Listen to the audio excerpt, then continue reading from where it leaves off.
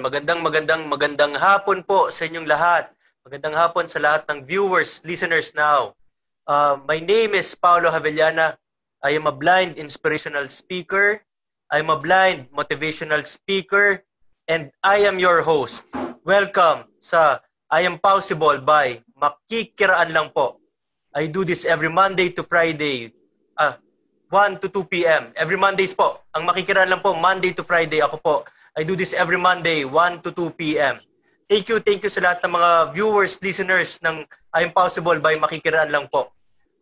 Ngayon po, meron tayong continuation po ito, continuation ng episode natin yesterday with Doc Sheila Franco. Sa mga nakapanood kahapon, nagkaroon na kayo ng konting glimpse sa special guest natin, sa napakaganda, napakabait na doctor, anesthesiologist. Mamaya po maririnig yung story ng buhay ni Doc Sheila Franco, isa sa pinakamagaling na anesthesiologist. So bago natin tawagan si Doc She, kahapon po sa mga nakapanood, medyo nakita niyo po talagang on call Doktora, may emergency, so naputol tayo kahapon, pero grabe, binigyan niya tayo ng time ulit na today Tuesday po, binigyan tayo ng time para ma-air, marinig po yung story ng buhay ni Doc Sheila Franco.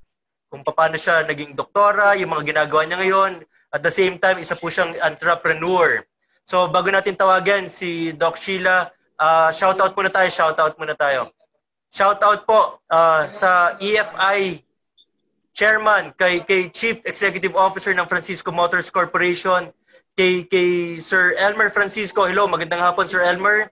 Shoutout din sa Technical Director ng Makikiraan Lang Po ng EFI, kay Sir Adrian. Hello Sir Adrian. Kay shoutout sa mentor ko, ang naglagay sa akin, ang nagbigay ng chance sa akin dito sa internet radio, maging internet radio host, kay Sir John Villavier. Magandang hapon Sir.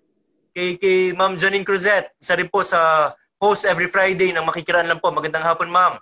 Siyempre, hindi ko makakalimutan ng wife ko, lovely wife, gorgeous wife, kay Bia. Hello love, I love you. Maraming salamat sa pag-assist, pagsusuporta mo. Sa daughter namin, kay Sage. Hello Sage. Kay Mama Tess, kay MJ. Magandang hapon sa inyong lahat. Kay Isa sa States. Thank you for watching. Kay Tita Chong, kay Tita Je sa States. Maraming salamat sa support na binibigay niyo for the family. Kay Mama Grace, Papa Ronnie. Hello. Kay Aki. Hello. Yun. So, kay Tita Mads sa Villana. Magandang hapon sa iyo, Tita Mads, sa Manila, sa Cubao. Maraming salamat for your generosity, for your big heart. Thank you for your big heart. Maraming salamat sa support. Maraming salamat sa pagsuporta sa programang ito. So anyway, ngayon yan naitawid na natin lahat ng mga shoutout natin. So bago ko tawagin ang special guest natin today, this Tuesday, ang napakabait, napaka-supportive din. So ang title pala ng show natin today is Supporting the Frontliner. Continuation po ito yesterday. Maraming salamat. Maraming salamat sa pagtanggap ulit na ituloy natin yung kwentuhan natin. So, ladies and gentlemen, without further ado, let's all welcome Doc Sheila Franco. Hi. Hi, Doc. Hello again. Sorry kahapon. Okay lang po. Kita naman sa nangyayari sa iyo kahapon. Kahit ako, hindi ako nakakita, pero nakita ko yung pagka-busy ko kahapon. Diba, nakapipi. Hindi, unplanned kasi. Actually, di ba, napag-usapan natin to last week. Mm-hmm. So yun, talaga nakaset na 1 o'clock. But I was telling also Yani, sabi ko na sana wala ng emergency call, ganyan. Ayun, sabi ko nga, yun, mapaglaro ang tadhana. Yes. Lagi sasabihan ng nanay ko, sa profession namin, it's really, laging mapaglaro ang tadhana. Grabe. Yun, minsan, yeah. Kaka-intro pa lang natin, Doc Shi, may hugot line ka na kagad, mapaglaro ang tada. Nakuha ko yun sa nanay ko. Ako. Kasi, every time, simula bata pa ako, kapag may mga special occasions yan, minsan, nasa kalagitnaan ng dinner or nasa kalagitnaan ng party, biglang may tawag. Alam mo yun, yung parang the whole time, nakaupo lang, tapos biglang kung kailan, nandun na yung important moment, biglang may tawag sa hospital. So, walang choice but to run. Ganun ang nangyari sa akin kahapon. So, sinumpa ang tungkulin ng isang doktora. Yes, I guess ganun nga. Sabi ko nga kahapon, Doc Shi, si Doc Shi pala mga listeners, mga viewers, isa po siya. Pwede mo bang banggitin, Doc Shi, kung anong specialization mo? Anesthesiologist. Anesthesiologist. So, yan. Yes. For those na nagtataka what anesthesiology is. So, kami usually yung mga kami yung nagpapatulog sa mga pasyente.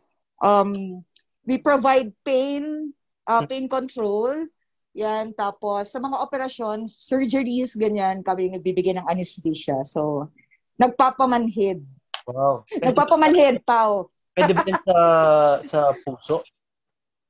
Pampamanhid ng ganun? Yung mga... Pwede rin, diretso tulog na lang. Forever na.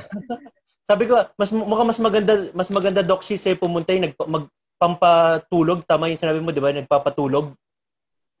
Yeah, parang yun yung when you say anesthesiology, yung parang but marami actually marami namang ang anesthesiology. So, we provide pain control. So, we provide the best comfort sa mga patients, especially sa mga nag-undergo ng procedures or the surgery pag inooperahan kayo.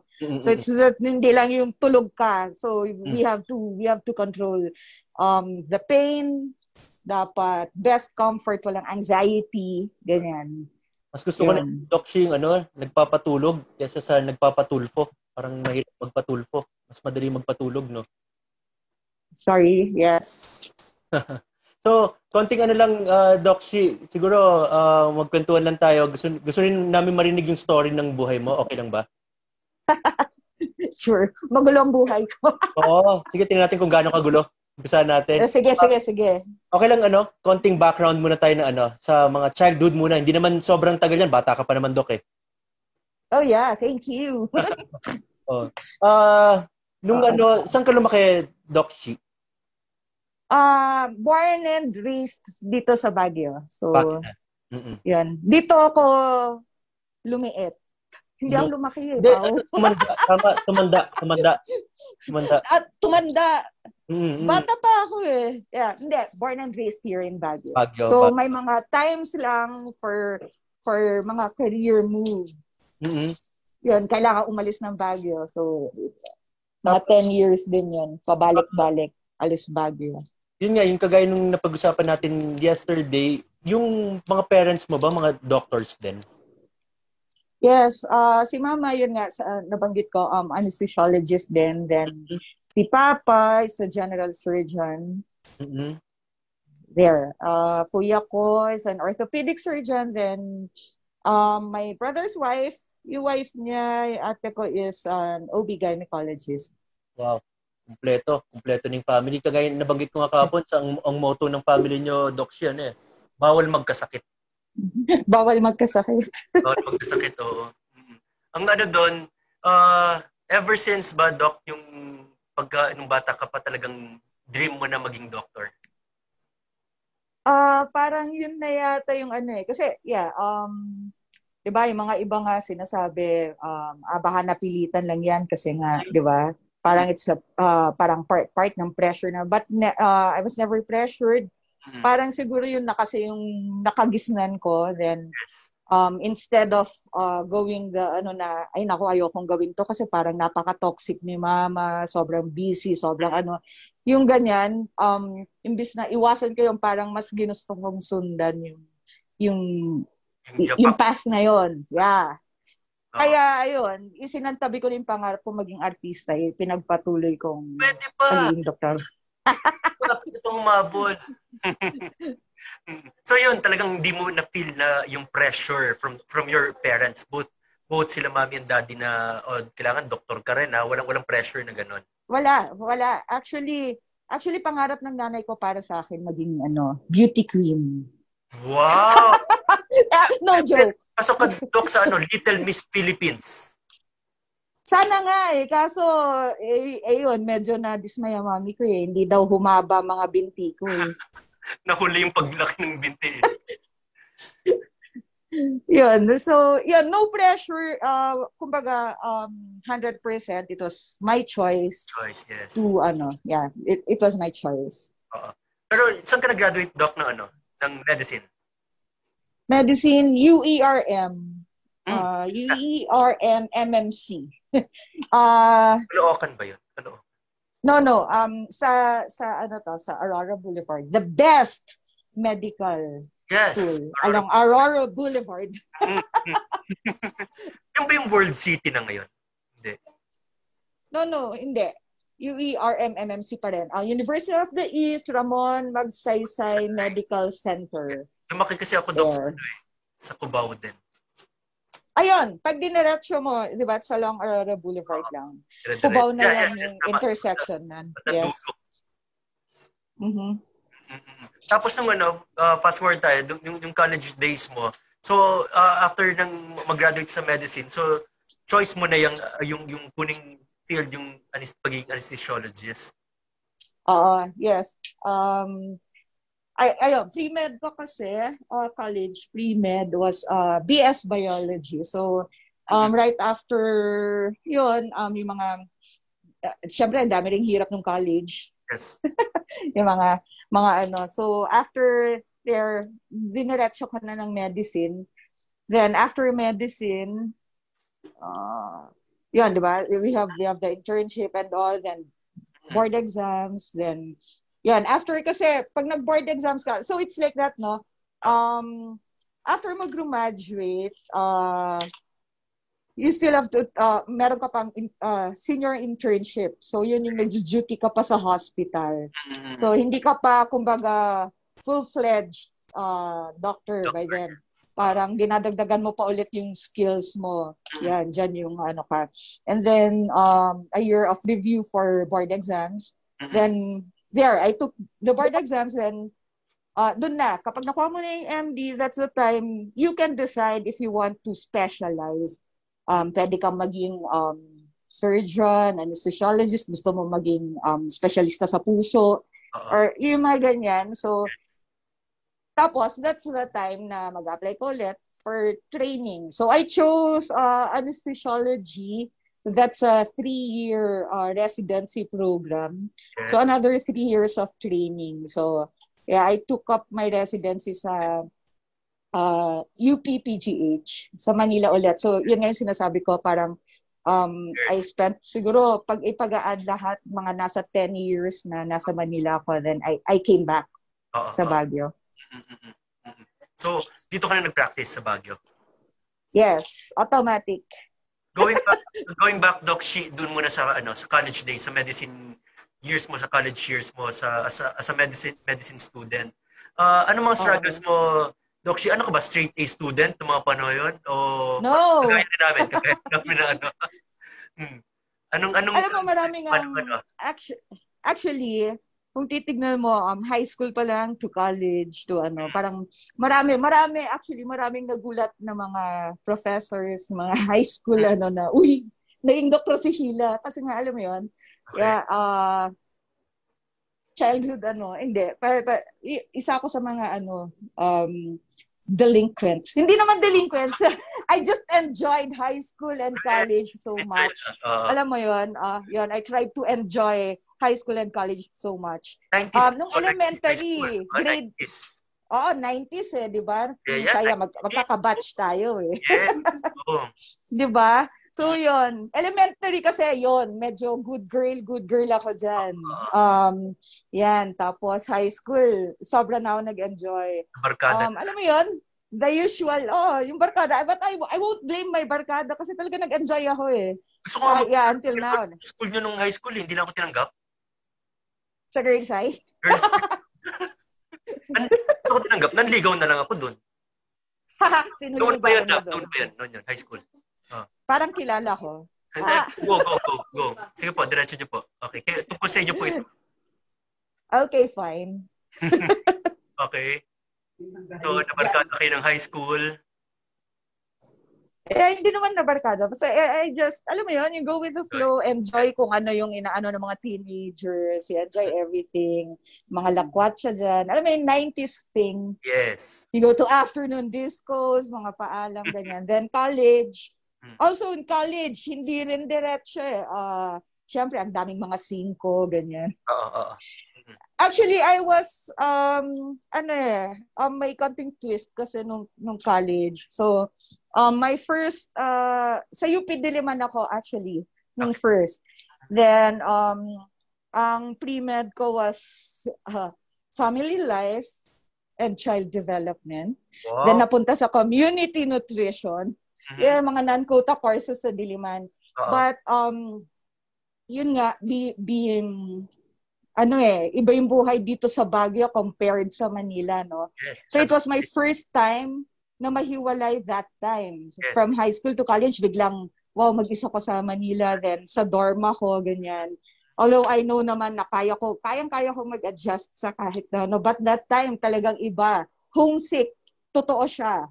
Totoo ang, homesick. So after homesickness, totoo siya, no? So after 2 months, nagpasundo na ako kay mama. Masundo niya na ako, hindi ko na kaya dito. So I went back, I came back home dito sa Baguio, then transferred dito sa UP Baguio, which is yun, happy na naman. So yung course mo from UP Diliman to UP Baguio, same course pa rin yun? No, hindi kasi hindi offered dito. So I have to, kailangan kong ulitin lahat yung mga yun. So yung mga subjects. So BS Biology na ako dito sa UP Baguio. Tapos, kailan ka nag-UERM? Oh, that was after college. That was 4 years pa kasi. BS Biology is 4 years. Yun yung tinatawag na pre-med, yeah.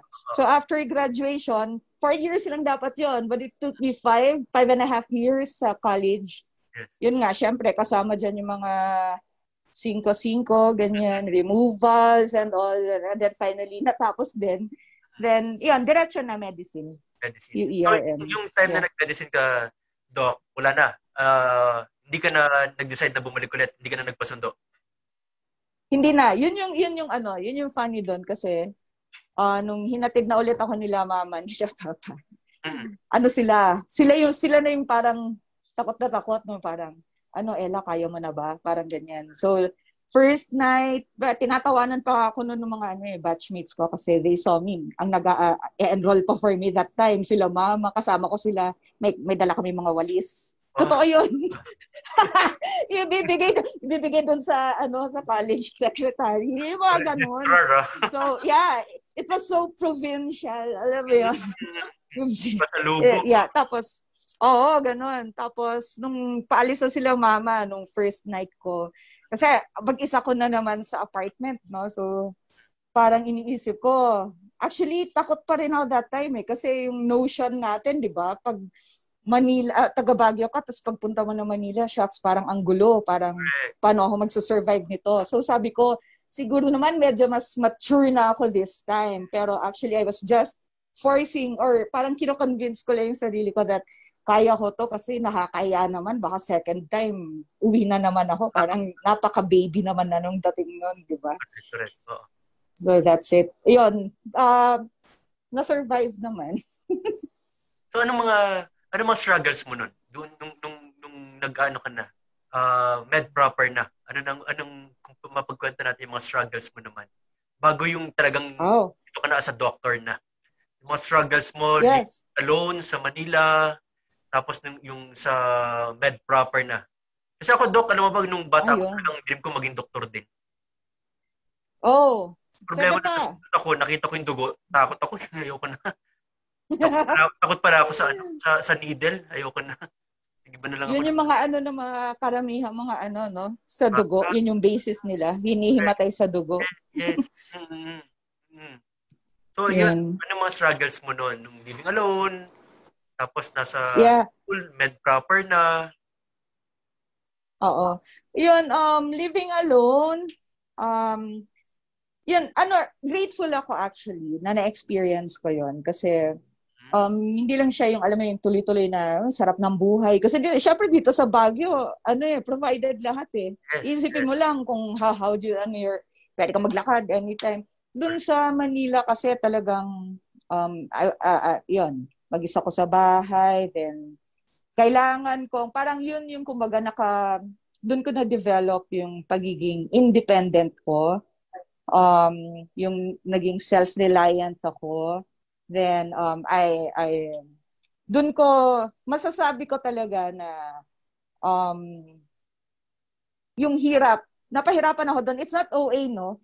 Kasi talagang yung mga sinasabi ng mga tao na grabe, hirap ng buhay or it will mold you no. Totoo 'yun, parang masasabi ko yung nangyari sa akin doon for 5 years na nag-medicine ako, na yung pagbalanse mo pa lang ng everyday living, tapos mag-isa ka, hindi ka sanay, tapos haharapin mo yung the big city, Manila. Yes. Na kailangan mong i-adjust kasi kung paano ka makitungo sa labas, sa lahat ng tao, sa kapitbahay, hanggang sa school, ganyan. So, yun, masasabi ko, dun ako natuto na lahat ng tao, na natuto akong makisama sa lahat ng klase ng tao. First, sa mga kapitbahay pa lang doon, yun, mga naging kaibigan ko lahat yung mga yun, hanggang sa mga guards, hanggang sa sa guard ng building, parang naging pamilya ko sila for And then pagdating naman sa school, sa med school, yun, syempre samot-saring rin, pakikisama yan kasi syempre parang when you say you're from Baguio, tapos punta ka ng Manila, nandun pa rin na parang galing ka pa rin probinsya. It's a different no? Yun, oo. So yung pag-adjust and all, tapos nandiyan pa yung pressure ng studies. Yun, yung doon mo makikita lahat na may mapahirapan talaga kahit na, minsan, syempre sasabihin mo, na-provide naman lahat, like what you need. Pero alam mo, hindi rin. Kasi may mga times noon, ayoko rin sa sobrang dami syempre ng gastos din ng parents, alam mo yon. Nandun din ako sa point na ayoko yung parang every time humihingi from them. So natuto din akong mag-budget, magtiis, syempre doon ko rin na nakita yung importance ng dapat meron kang buddy or So meron akong friend doon. His name is Aldrin, aside from yung mga barkada ko. His name is Aldrin. He's a very yan, very na support yun. Kaklase ko siya. Aldrin is na ba siya ngayon? IM siya ngayon. Dami namin pinagdaanan yan. Well, Aldrin is ano bang term doon? What is he? He's a he-she. Okay. So, yeah. So, sobrang parang talaga kami noon for 5 years. Parang magkapatid. Yeah, oo.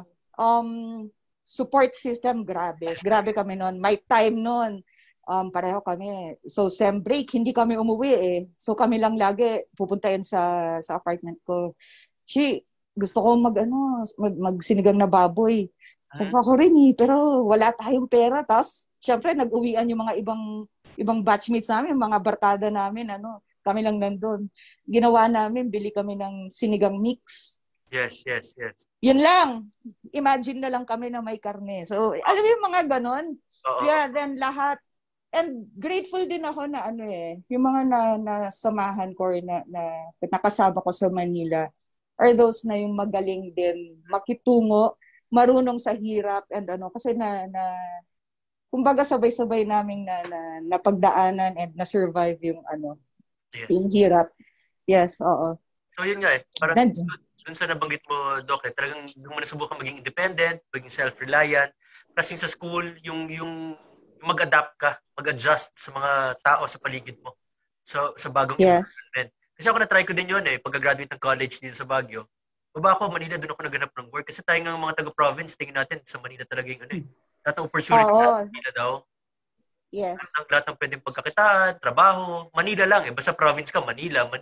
Pero, na-feel mo ba yung discrimination din bilang taga-province doon sa... Yes.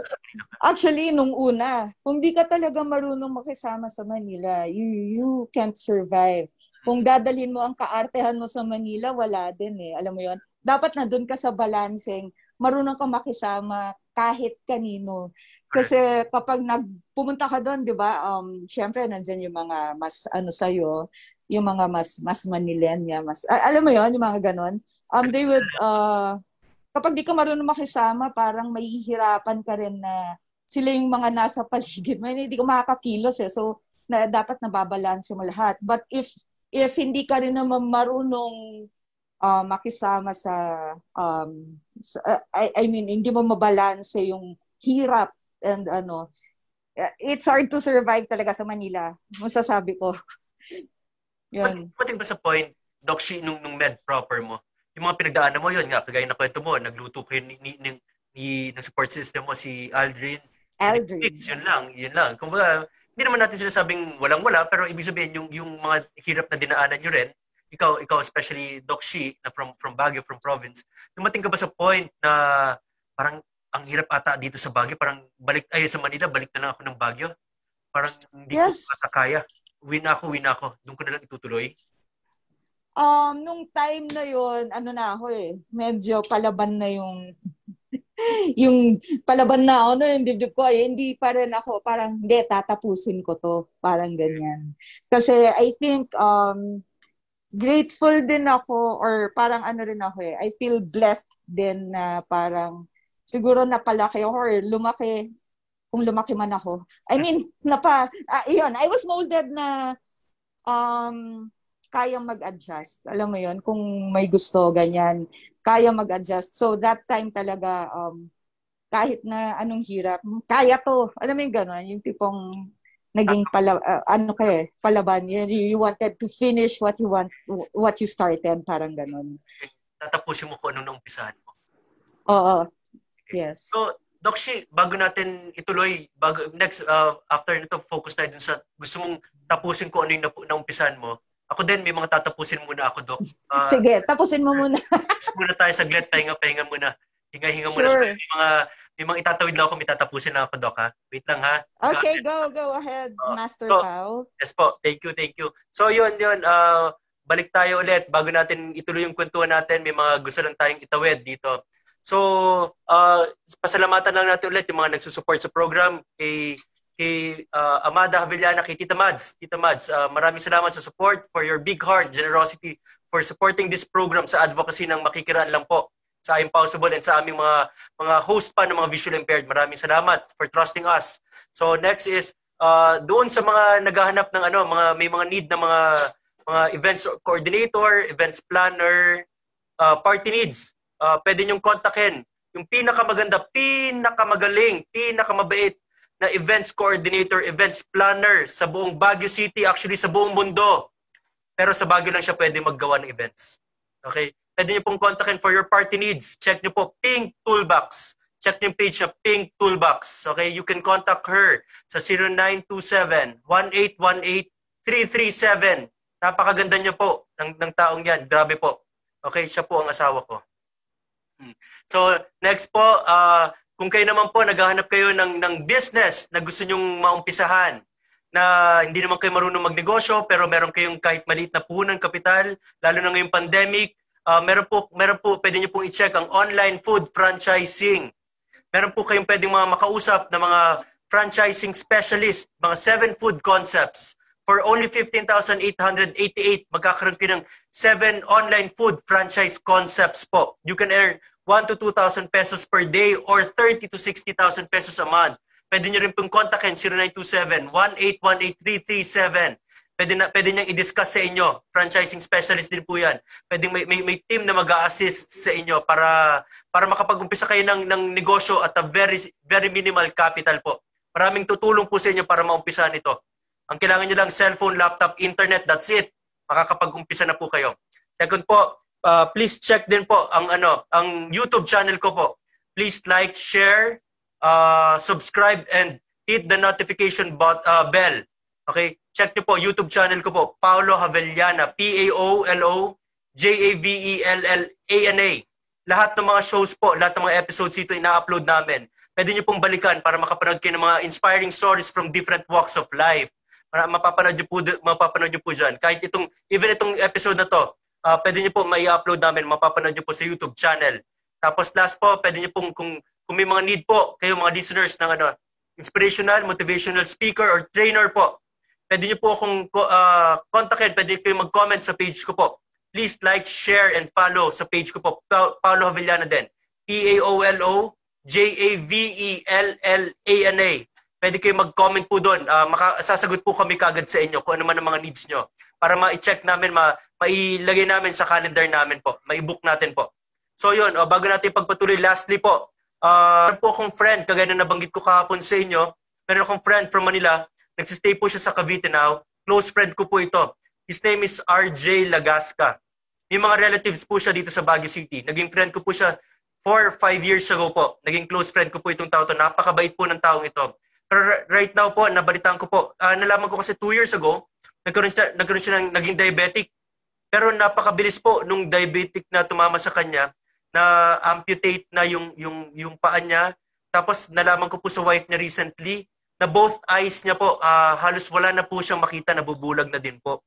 Ang worst po dito, recently po, nagkaroon ng findings po na meron siyang lung cancer and nag-metastasize na.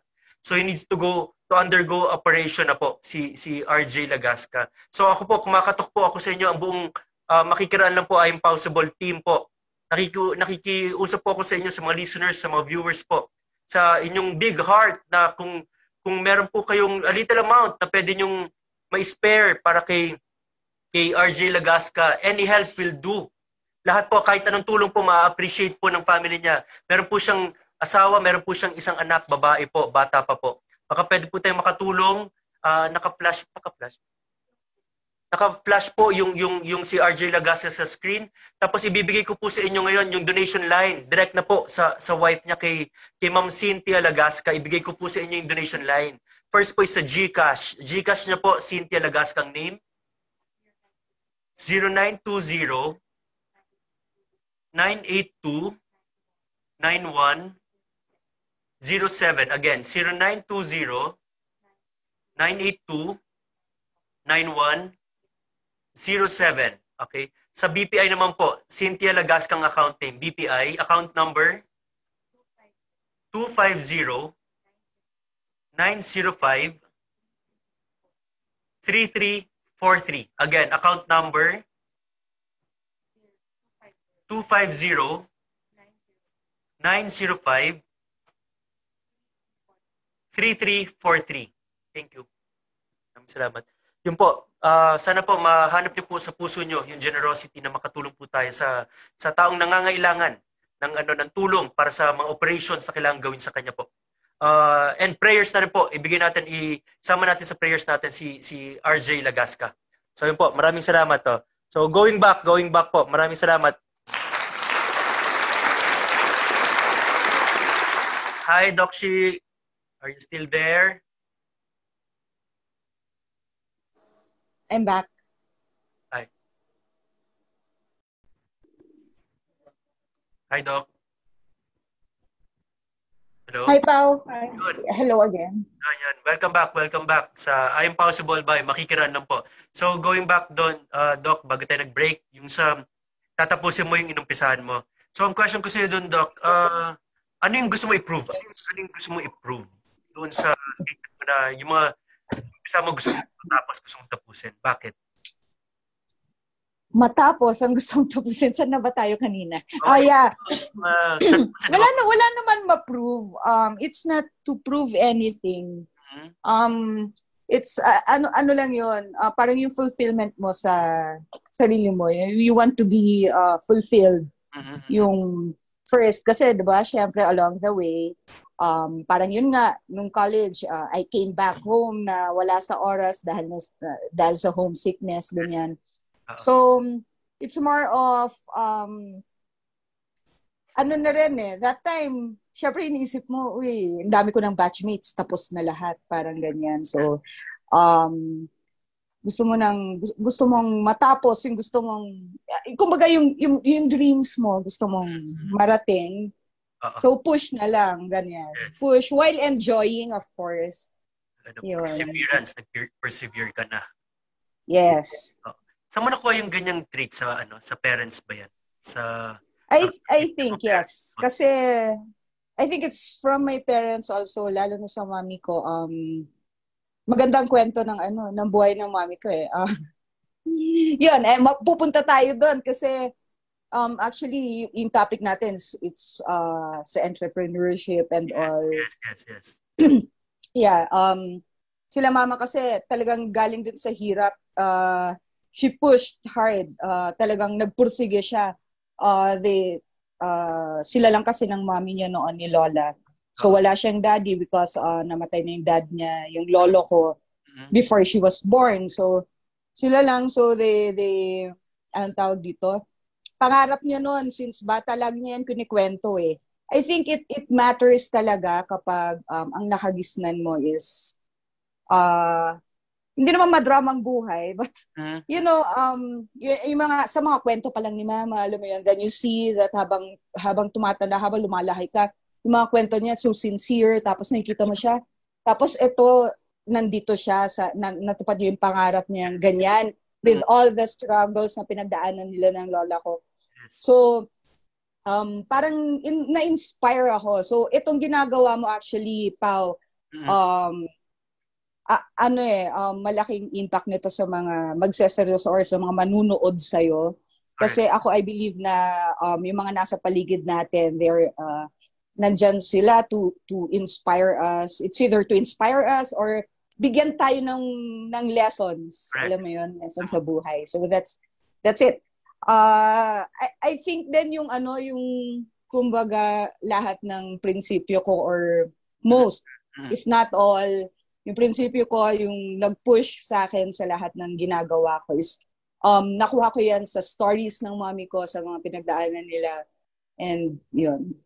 And of course, from yung mga kwento ng mga kaibigan, yung mga ganyan. Kasi ako para isa akong sponge madali akong maka-absorb ng mga bagay-bagay sa paligid. Kaya I really get affected Madali akong maapektuhan ng mga nangyayari sa paligid, ganyan. Same as beneficial din sa akin kasi I learn from yung sa mga nangyayari sa mga kaibigan, sa mga the people around me. Yun. So buti lang Doc She lang pangalan mo, hindi Bob, ano? Bakit? SpongeBob? Gets ko yun. Kainis. So, yun, kung meron ka pang kwentong mas nakakaiyak, Doc She, mas maganda para mas tumaas yung nakakaiyak. Joke. Joke lang. So, yun, moving forward tayo. So, kasi limited yung time natin, maiksi. Ang dami na natin na pagkakatuan. Yes. So, yun nga, tama kasi sinabi mo, kahit dito sa program na to ng I Am Possible by Makikiraan lang po. Kaya ang kinukuha ko talaga, Doc She, mga stories from different walks of life. Basically, kung mapapansin nyo, from the very start, wala kaming guest na PWD. Kasi parang kaming mga PWD, kinukuha kami as guest to inspire people. So this time, balik rin naman natin, kaming PWD, kukuha kami ng mga ordinaryong tao, sighted, walang kapansanan, pero may story to tell.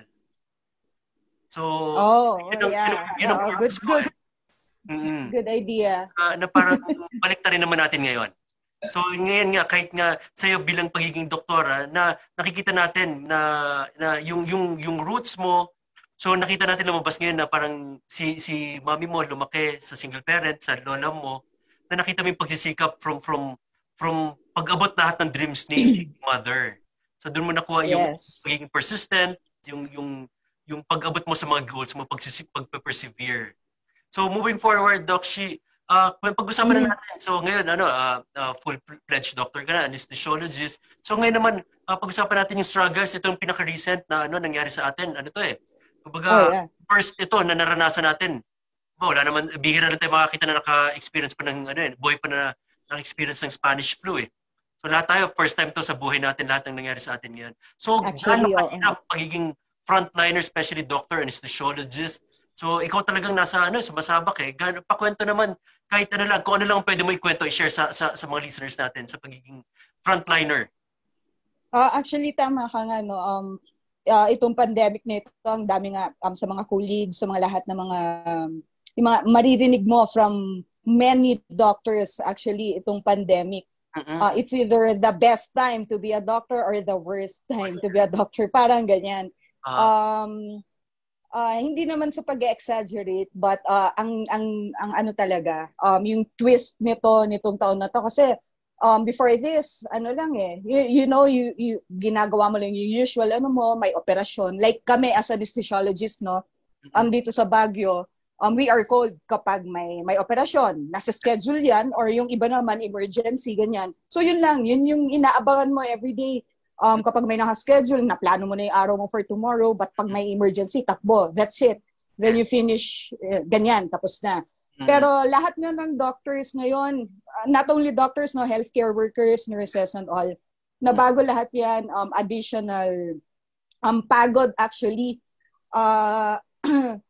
First, syempre, sa mga operasyon, when na-limit na yan kasi you wouldn't want to do elective surgeries or yung mga scheduled surgeries or yung mga pwede mo namang i-delay, hindi na muna yan ginagawa. Kasi of course, you will prioritize muna yung mga emergencies. So yun, when it comes to income, yun man yung tignan natin, no? Sa income, limited na sa amin yan. Then second, aside from limited, kasi kami, like for us dito sa Baguio as anesthesiologists, lahat ng anesthesiologists, kumbaga nagsama-sama. We made parang may team. Then every merong duty for COVID intubations. What we call salit-salit kami, nakadet kami per hospital, Notre, Pines, Notre and Pines, and of course sa BGH then, although right now kasi hindi ako affiliated sa BGH, no, but yun, naka-duty kami. So kapag merong kailangan i-intubate na COVID patient, intubate means you put a airway support, kasi nga 'di ba isang sign or isang complication ng COVID is respiratory. So if you need to give support to sa mga severe COVID patients, kami yung naglalagay ng tube. So syempre with the fear din na makahawa or ma-expose, kasi double exposure sa amin . So isa ulit na sa aming mga doctors, kailangan namin kumbaga change wardrobe, ganyan. So bilihan lahat ng PPE, we spend from our own pockets, we buy mga ganyan. So hindi naman syempre self-preservation you've got to do it. So yan, dagdag yan, and then basta lahat yon sama-sama na parang kumbaga kung dagok man or what, but you still have to syempre kailangan mong you have to move on and do what you got to do, parang ganyan. Then isa pa, syempre yung fear ng lahat, yung kumbaga tayo nga kahit sa everyday natin, ayaw nating ma-expose and mahawaan ng mga loved ones, mga kasama sa bahay, mga ganyan. So, yun nga lagi kong sinasabi, minsan joke time na lang, oh my gosh, pang-5 ligo ko na, alam mo yung mga ganyan, yung mga things that you don't usually do, na bago lahat. So, bago lahat, you have to adjust. Naliligo na ako ngayon, Pao. Ang achievement ko. Achievement! Thank you para sa virus. Yes. Then, kidding aside, yun nga, parang, tired, kumbaga nadoble na yung pagod mo, nabago lahat ng routine, kumbaga ganyan. And then parang sa ating lahat din, hindi rin naman naiiba sa mga doctors, nadadagdagan lang yung sacrifice ba, kumbaga. Like for me actually, I haven't been going home sa gusto ko, nagsa-self-isolate ako. I try to limit my exposure sa parents ko kasi nga alam naman natin, di ba? High risk ng ating mga parents, even mga pamangkin, ganyan. So as much as possible, lalo na kasi kami, as an anesthesiologist, yung exposure namin, we can't tell kung kailan kami na-expose, kailan namin bibilangin para to check, mag-swab test. Hindi kasi namin mabilang When is my day 0? Kailan yung day 3 to check, ganyan. So, para lang pasigurado, kumbaga. So, right now, what I do, kapag may errands lang para sa bahay, or kapag namimiss ko sila mama, I go home, ganyan, check on them, nakikipaglaro sa mga pamangkin. Kapag feeling ko, hindi naman ako na-expose. Kumbaga ngayon, lahat tayo walang kasiguruhan. For me, on my part, sa ganun pa lang, wala na akong kasiguruhan eh. It's parang nakakaano talaga sa mental health nating lahat actually. Sa ganung simpleng bagay, for me, it's iba talaga. So, I'm sure pati lahat tayo, marami tayong pinagdadaanan na ganyan, no? Then, yun. Ordinaryong tao, grabe yung mental stress. How much more kayo ng mga frontliners, mga doctors na talagang andyan, hawak niyo yung patient. Yes, actually, and ano ba to? Siyempre, din, when you see patients na, actually, kawawa tayong lahat eh.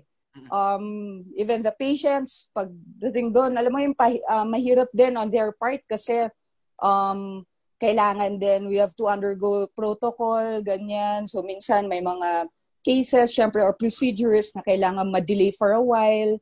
Yung mga ganun, to check na para lang masigurado na walang na protocol, exposure sa mga healthcare workers, ganyan. Yun. So, nabanggit mo, Doc Shi, birang-bira ka na umuwi ngayon, no? So, hindi ka ba na-homesick? Yes. Hindi ka na-homesick? Na-homesick. Malapit naman eh. Buti nga, actually, timing din tong technology natin, di ba? Yeah, you get to do video calls, ganyan. Buti na lang meron yan. Imagine mo, if this pandemic happened, na walang video calls, walang nakakabaliw lalo, sobra, no? It's, lalo na, nung peak pa lang, nung kaka-start, nung March, April, May, ganyan. Sobrang talaga mag-isa ako. Tapos that was the time na talagang total lockdown tayo, di ba? Yes. Paglabas mo ng building, oh my gosh, wala ring tao, wala. Ibang-iba eh. Hindi rin ako mahilig magluto noon nung mag-isa ako. So, sabi ko, kailangan mong habulin ang 7-Eleven para makabili kasi magto-close na sila. Yung mga ganon. Namayat ako ng sobra. Even 7-Eleven ng pandemic, nagsasara, no? Oo, hanggang lang sila dati. Hanggang 7. Yes. All deliveries dati, ganun lang. Tapos, ngayon naman, Doc, so ngayon, narinig natin yung mga struggles mo as a doctor now. Because of Hello? Narinig na natin yung mga struggles mo as a doctor. Yes. Sa COVID because of this pandemic. So, ang question ko, Doc, paano mo, yung yan na, grabe, sobrang busy, hindi na nga lang on-call parang halos andyan ka na sa hospital Paano mo pa nasasabay yung pagiging entrepreneur mo? Kaya pa ba? Hindi. Actually, marami nga nagtatanong yan kung paano pinagsasabay. Hello, Pao? Yes. Hello. Parang napuputol. Hello?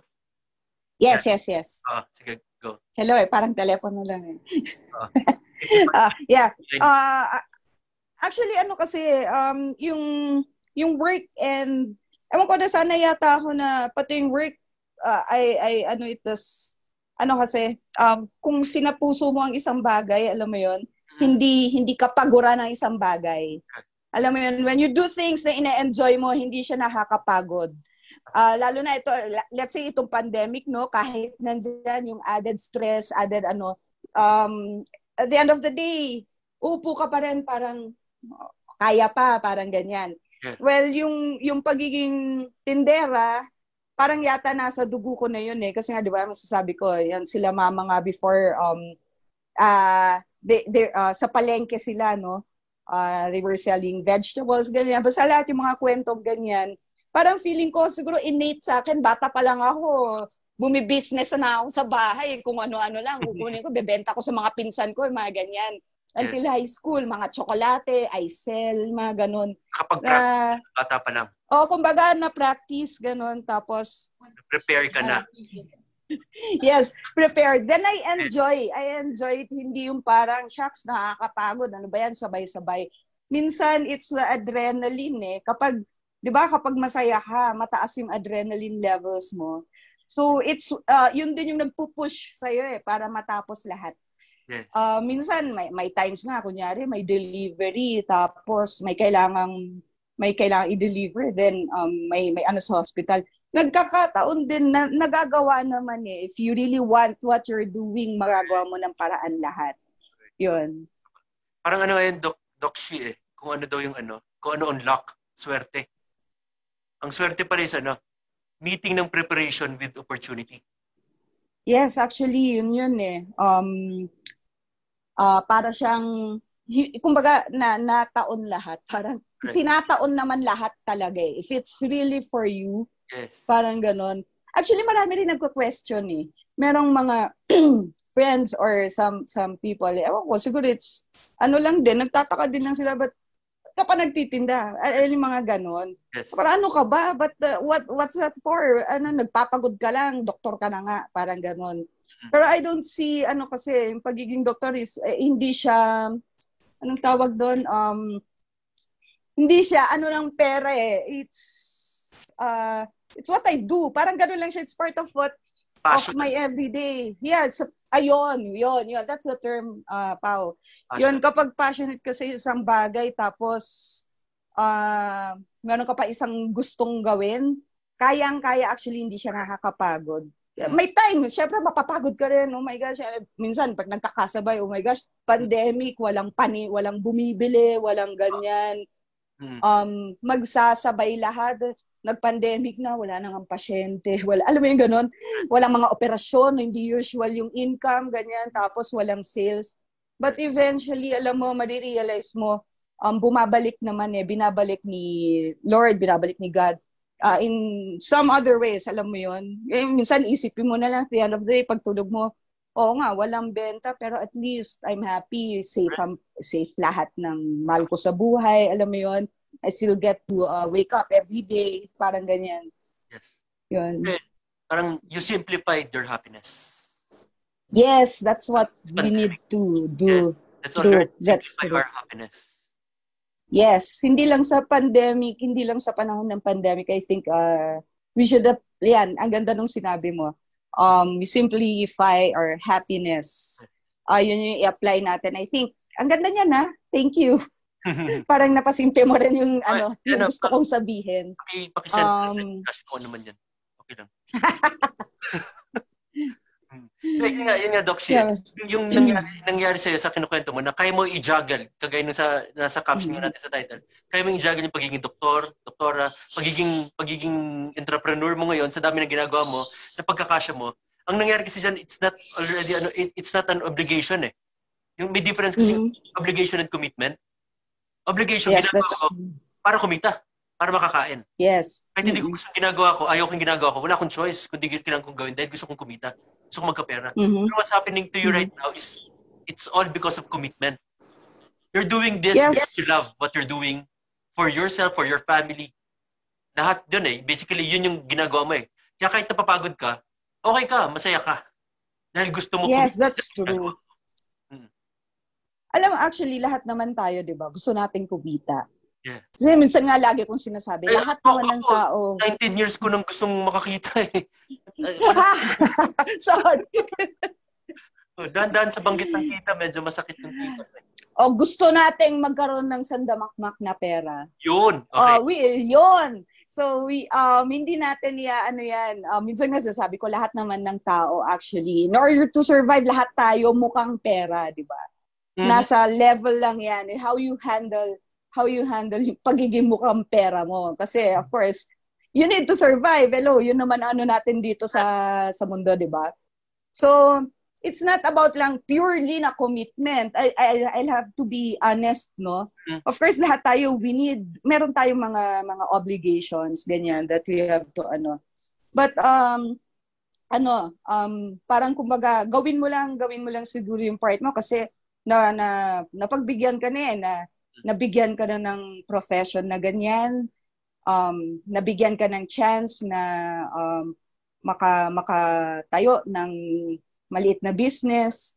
So, siguro you just have to, anong tawag dito, i-embrace mo yung na yan, na binigay na sa'yo yan, you enjoy it, make the most out of what you have. Tapos, kung in a day, hindi ka man okay, hindi man, kumbaga, I don't want to say the term, minalas ko or walang parang kung binigay yan sa'yo, you have them, use them, tapos, ibibigay din sa'yo yung kailangan mo. Parang ganon. Huwag mo lang abusuhin. Yes. I think yun lang yun eh. Parang yan eh. Law of reciprocity. Yes, it's true. Everything bounces back. Kaya yung ginagawa mo. Mm-hmm. Bago natin, bago tayo mag-wind up, Doc, bago natin pag-usapan yung business mo ngayon, i-promote yung Saplings, siguro ang mga questions ko na lang bago tayo magtapos, Doc, ano yung mga, pwede mo i-share sa audience natin, sa mga viewers, yung realization mo sa nangyari sa atin ngayon at nangyayari pa sa atin ngayon, realization in life mo. Realization, yes. Itong pandemic, yes. Itong lalo na, what's happening. Correct. Realization, actually, ang dami. Ang dami. Siguro, hindi ko maisa-isa, pero let's start with, yun nga, nasimulan na natin.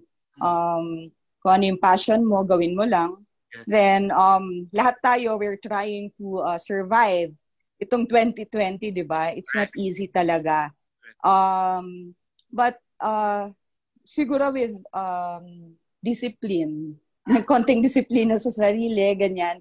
Which is cliche nga, paulit-ulit sinasabi, magtulungan, magganyan. Which is natural naman yan sa Filipino, but siguro yon. And then, third, siguro wag mag-give up.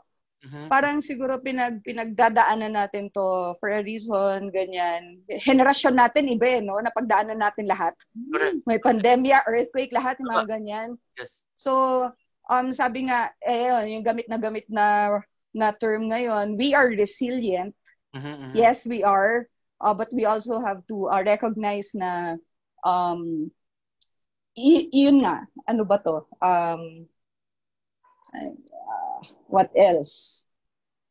Pagiging resilient, tatag sa lahat. Actually, oo, and not to, syempre, kailangan mo, it's not juggling yung yung trabaho na sobrang daming ginagawa, ganyan, nakakapagod na, ganyan.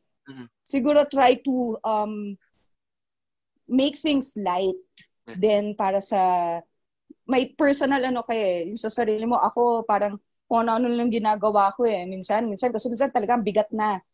Sobra din yung anxiety levels ko recently with all the news, yung mga nangyayari sa atin, ganyan. Mabigat siya actually, but kumbaga tawanan mo in a nice way. Gawan mo ng paraan, wake up each day na parang kung anong kayang gawin, kung anong kayang parang kumbaga one day at a time. Live in the now. Ganyan. Enjoy the moment. Yes, that's it. Enjoy it kahit na ganun. Yes. So, bago tayo magtapos, Doc, bago kita bigyan ng time para mag-promote kung ano mga gusto mong promote, mga pelikula mo, Doc, mga teleserye mo. So, oo, yung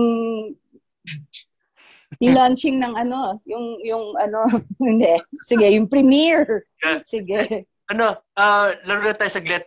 May mga ibibigay akong words sa'yo. 3 words lang naman to. Paki-connect mo lang to, kahit 1 sentence lang na pwede mo i-connect sa buhay mo. Sa nangyari siya, or kung paano mo siya i-connect sa buhay mo. First word, ang first word natin, Doc, injection. Injection. Siyempre, injection. Yan ang forte namin sa profession. But injection para sa akin, it gives, paano ba to? Kailangan ba sobrang formal? Nakakaiyak ka, Doc, para dumami viewers. Dapat nakakaiyak. Joke. Nakakaiyak. Hindi, injection, syempre, unang papasok sa isip ko when it comes to injection, ko na yan kumbaga, buhay ko na yan, injection, that's my profession, it's my passion, that's what I do every time sa hospital, nag-i-inject. But injection, masakit man yan, eventually, lalo na sa amin, masakit man yan, but it would eventually ease the pain kapag na-inject na sa'yo. Ano ba yun? Umpisa pa lang. Nagets mo. Yes, malalim yan. Sa mga nanonood, kung di nyo nakuha, bukas pagising nyo, magigets niyan. Second word. Okay, ganun nga yun. Di ba pag tinusok ka, masakit, kinakatakutan mo yan. But you have to face the fear. When you get injected, what you inject would take away the anxiety that you have. Masakit man, but eventually, that injection or that pain that you are going through or haharapin mo will give you the, will ease the pain, will give you the best feeling ever. Ang galing. Kailangan mo lang harapin. Dok, huwag mo masyadong galingan. Baka mawalan ako ng trabaho. Ano ba? Huwag masyado. Second word. Saxophone. Saxophone. Yan. Ayun, hilig ko rin kasi yan, no? It's one of my passion din. Mahilig ako actually sa music. Mm-hmm. Kanta and all. Kanta, pero yun nga, wala akong boses, di ba? So, iyan na natin sa kanila. Well, saxophone, something na sinimulan ko, pangarap ko yan nung bata ako, nabigay sa akin after how many years, ano yan, parang ano yan sa akin. It's, ang lesson sa akin dyan, pag meron kang gusto, hindi naman sa makukuha mo kagad, but you just have to wait, you get it. Tapos, wag mong pababayaan yung passion mo. Kasi ako, like, would take years na hindi ko yan nagamit, tapos nagamit ko rin eventually. Kapag gusto mo talaga, matututunan mo, and you can alam mo yun, hone or improve your skills. Okay. Very good. Nice. Very good. Last na yes. Word. Ito, it's your time. Shoes. Go. Oh, shoes. Yes, sacklings. Siyempre, yan kaya papasok sa utak ko. Yes, sacklings. Shoes ang business na hindi namin akalaing magiging mas kumbaga matututukan namin actually sa dinami namin ng pinagbebenta kami ng best friend ko si Katrina. Until yan, eventually sila Yani, ganyan, simula nung high school kami nila kat. Ganyan. Di namin nakalain. But with shoes, ang masasabi ko kasi sacklings. Yan, di ba? May props na ako, Pao. Go, promote. Yeah, I'm showing the classic sacklings. Ang ano kasi ng sacklings is namin sa screen yung sacklings. Sa video nakikita ko sa background. So sacklings kasi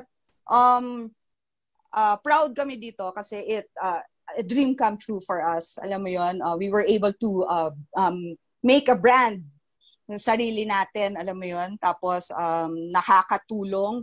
It's not only purely business na sa amin lang, parang ganon. Marami ring mga nag-distribute, nagre-resell, na happy kami. Minsan mas malaki pa actually kinikita nila. Happy kami kasi nakakatulong din, alam mo 'yon. Yes. Yeah, ganun yata kasi talaga ang business when pag may natutulungan ka, alam mo 'yon, may blessings din na pumapasok. Kumbaga tulungan lang. Yes. Then pag sapatos ang sa akin, sacklings kagad naiisip ko, makulay ang sacklings, komportable ang sacklings, makamasa dahil hindi siya ganun kamahal, pero very matibay, ganyan. So, it would also, your life. Kumbaga, makulay ang buhay and whatever. Yes, and let's say, itong classic na to, this design, we have 19 colors for this. Oh. Bakit namin pinili na 19 colors? Pwede namang yung basic lang, di ba? Yes. Para mas yung puhunan, mas madaling paikutin, ganyan. But we can see, lahat tayo, iba-iba kasi ang gusto natin. Iba-iba ang tao, iba-iba kumbaga, ang mood ng isang tao, iba sa isa. Kumbaga ganon. So, gusto natin i-cater yan lahat. So, in-acknowledge namin na lahat ng tao, iba-iba talaga ang... Yes. We have our different, yan, basta iba-iba tayo. Ganon. Saan, kung interested, Doc Shi, paano kayo makukontak? Saan yung mga gusto mag-resell, bumili, paano? Yes, we have a page, Sacklings, sa Facebook. Just type Sacklings. Tapos, 3 years ago, rin kami ng office para mas madaling makapag-usap-usap ang mga gustong mag-resell, makapag-pick up. Our office is at, nandito kami ngayon. Second floor, room 6, number 39, Marcos Highway.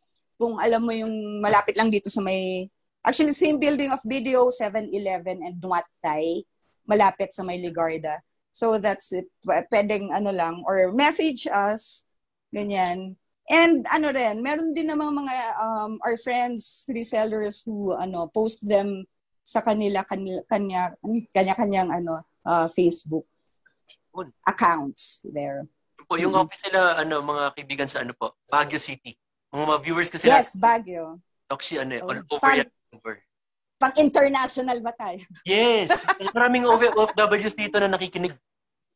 Oh yeah, actually, I would hindi naman sa pagyayabang or pagbubuhat ng bangko, nakakataba rin ng puso, no, na yung Sacklings, ang daming, very comfy kasi siya. Hindi lang sa pag-advertise, no. I would also say, mami ko, ito na lang lagi niyang sinusuot dahil sobrang comfy. She has most colors na, paulit-ulit, ganito na lang. Comfy siya, and meron ding mga abroad dati before the pandemic, meron ding mga nag-try mag-resell abroad. So that's it. Upon. Sige, so sa mga viewers po, please patronize Sacklings. Napakaganda po, na-try na ng asawa ko po. Napakaganda ng Yes. Yes. So yun, pagka may mga gusto nyo mag-resell, paki-check po yung page nila again. Sacklings ang page nila. Located sila dito sa Baguio City. Pero pwede ka mag-resell all over. So kontakin niyo po sila Doc Sheila Franco, and si ang kapartner po sa business, si Mami Yani and si Ma'am Kat, tama? Ma'am Kat, ano? Mga business partners. Again, sorry. Si Mami Yani. Business partner. Apat kami dito. Si Yani, Franco, Katrina and Franco, yung partner ni Katrina, my best friend. Yes. Yan. So, maraming salamat, Doc Shi. Maraming salamat sa time na binigay mo sa I Am Possible by Makikiraan lang po. It's our privilege na mag-usap sa isang frontliner and entrepreneur. Marami kami natutunan. Thank you also, Pao. I call you Master Pao. Yun, actually, ang dami kong natutunan dito. Lagi ko rin sabi, pinag-usapan namin ni Yani, ikaw, you are an inspiration talaga. Kakaiba. So, yes, always. Ganun. So, thank you so much. Yan. Di ko na patatagalin. Maraming salamat, Doc Shi. Mami Yani, you're next. You're next.